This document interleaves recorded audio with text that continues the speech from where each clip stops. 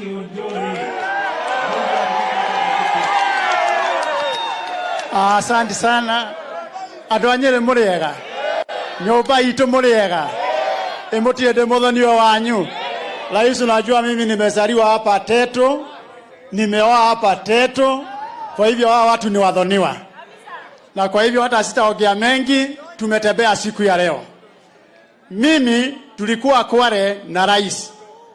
Na mimi nikaelezea rais, hawa watu ya mazungumzo mingi wako na shida yao. Jioni wakati hakukuwa na kamera, nikaelezea watu wakati tuliwachinda walienda kwa mashimo. Wakakaa miezi 2-3 hawasemi chochote. Alafu wakatokea wakasema serikali hakuna kitu inafanya. Kwa sababu gani? Huyu jamaa ambaye tulichinda wakitendawili, yeye ni mvuvi.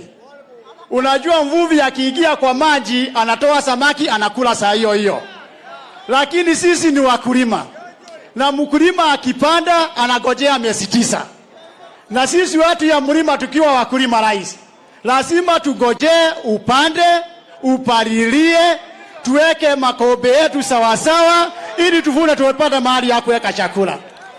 Hawa watu ya mlima wanaelewa kwamba hakuna vile mtoto anaweza zaliwa leo aanze kukula getheri kesho na atembee kesho kutwa.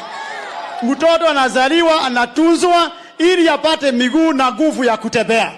Na hii serikali ilizaliwa. Isipokuwa yeye kitendawili nafikiria hii ni Simon Makonde.